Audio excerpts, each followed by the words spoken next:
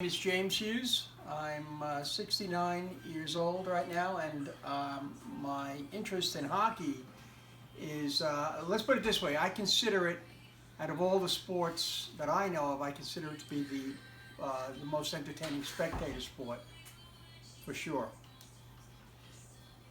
Nice. I do. It seems like just yesterday.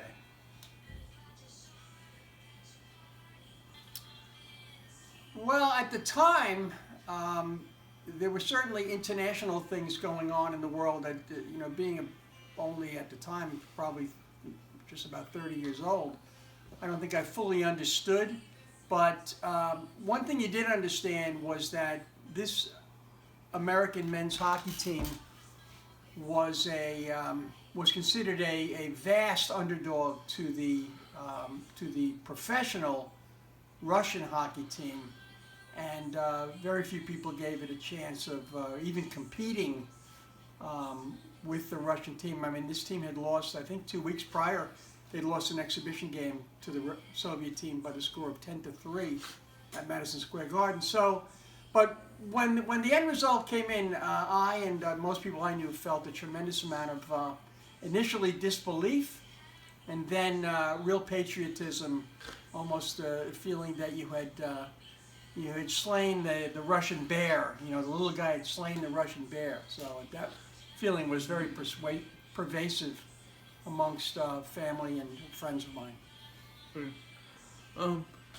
Well, that was the norm back then. That was normal. I mean, at least in this country, the Olympic teams, the Olympic hockey team, was assembled from amateurs, college players. I don't think that I fully understood until about that time that many of or some of the European teams, the Russian team included, were made up of professionals who were in the military, supposedly, but they were there primarily to play hockey. I think there were some other teams like that, also the East Germans for one. So it was nothing more than normal, which then made it all the more unbelievable that a team made up of college players could in fact beat a team of professionals who had been together for probably 8, 10, 12 years or something like that. So. Well, I think you have to understand, back then, hockey in the United States, especially at the youth level, was not all that great. There was not a tremendous amount of interest by younger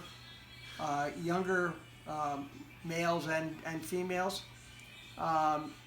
It took a while, actually, I think, for this feeling, this patriotic good feeling to spread. But I do know that shortly after that, probably as the 80s started to progress, you had a growth in youth hockey in this country, and you certainly had a growth in the college hockey programs, starting in the Northeast and the Midwest, and then spreading from there. So initially, I don't think it was that big a deal, but once it sunk in, it really grew like wildfire.